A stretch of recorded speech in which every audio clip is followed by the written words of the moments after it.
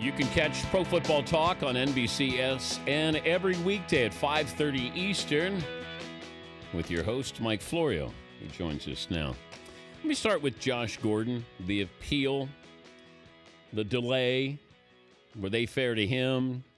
Did he delay it as well? What if he had thrown himself on the mercy of the league maybe a couple of months ago? Does it change? Help me out here, Mike. Well, one thing that's been lost in all of this, Dan, even though the NFL applied the substance abuse policy as written in suspending Josh Gordon for, quote-unquote, a year, the NFL's deviated from the plain language of the policy because they are going to consider his application for reinstatement after the season. So he's still out for all of 2014.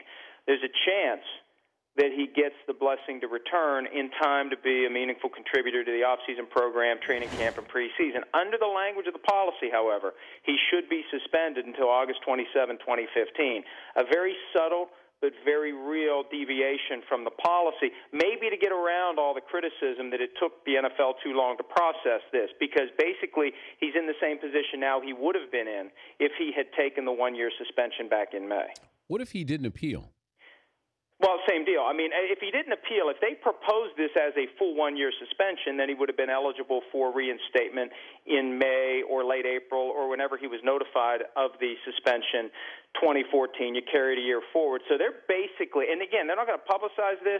They're probably not even going to explain it on or off the record, but I think they gave him a little bit of a favor here, going away from the plain language of the policy and giving him a chance where he's in the same position if he hadn't appealed at all, because if he stays clean, and he's going to be subject up to 10 tests per month, if he stays clean, does everything else the NFL expects, he can be reinstated in theory in time to be a participant in the off-season program next year. Yeah, there's a lot of things attached to this. That I mean, Gordon wasn't contrite at all when it came to the league and put blame on them.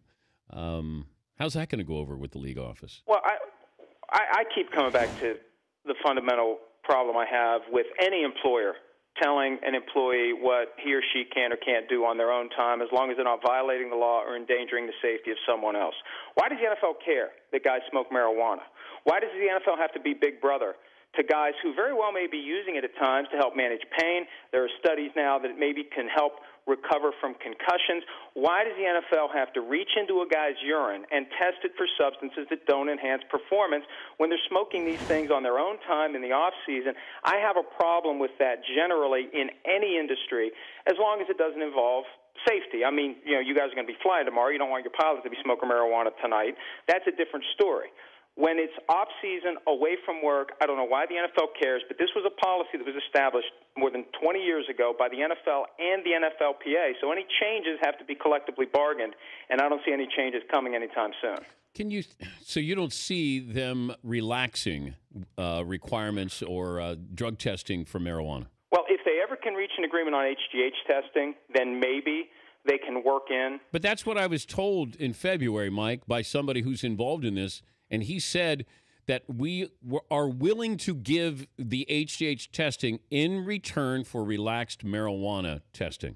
Yeah, and I think the NFL would do that, but that's the thing. They're going to want something in return. And anytime you're talking about collective bargaining, if you're giving something up, you want something back.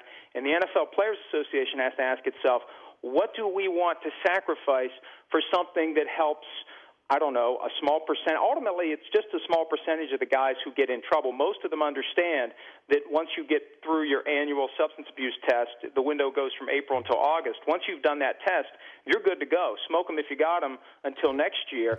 So guys who are smart about it can still smoke marijuana. A very small percentage of guys get caught up in this thing. How much do you want to give up to protect that small percentage of guys who don't know how to manage the system the right way? But if I live in the correct state, Am I allowed to smoke marijuana? No, not yet. Now, am I allowed to buy it?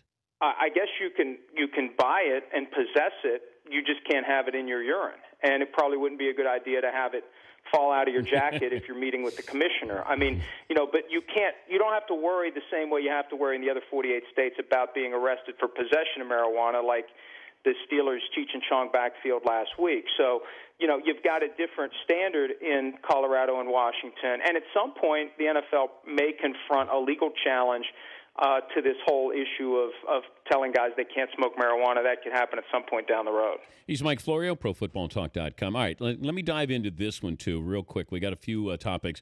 Logan Mankins, here's a perennial All-Pro, protecting Tom Brady, and then all of a sudden, here we are 2 weeks before the start of the season, and Logan Mankins is traded to Tampa.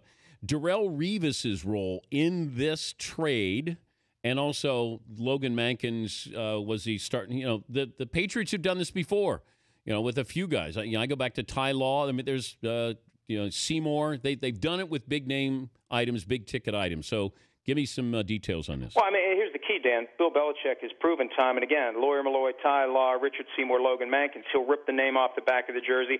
He'll ignore anything you've done for the team in the past. They made a run at Vince Wilfork earlier this year. They worked out a deal to keep him in New England.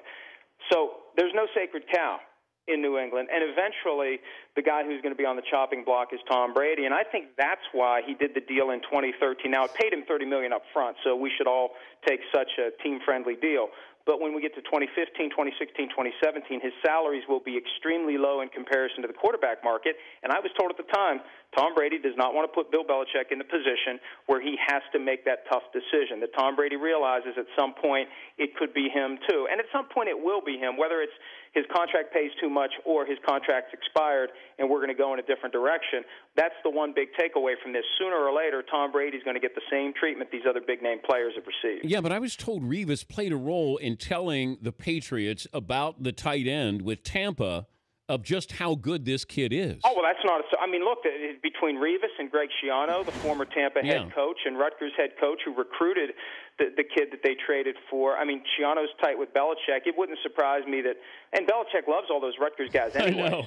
So, yeah, I mean, that doesn't surprise me. And Revis is also part of this too, Dan, because I think they want to clear up some cap space so they can keep Revis around beyond 2014. Real quickly, Jacksonville's starting quarterback week 1 will be? Oh, it's Chad Henne. I mean, they are determined that it's going to be Chad Henne. None of the first-round quarterbacks will start. Derek Carr has a chance as the first quarterback in round 2 to start for the Raiders week 1. Bortles can't play. I thought he was too good during preseason. Yeah, but, I think the real key here is the Jaguars front office and coaching staff have true job security. They don't feel pressured. They don't feel compelled. They can put him on scholarship and wait till he's ready because they don't have to win. They don't feel that compulsion that so many other teams feel. We got to win now, and if we lose, we got to be able to say, well, it's because we went with the rookie quarterback. And Richie Incognito cleared to play by the commissioner. Yeah, and look, here's the thing. The Dolphins have already taken action against Richie Incognito. There is a rule in the labor deal that makes it very clear. If the team takes action, the league can't. If the league takes action, the team can't. The league's already suspended him. I don't think there's – or the team, rather. I don't think there's anything the league can do. All right.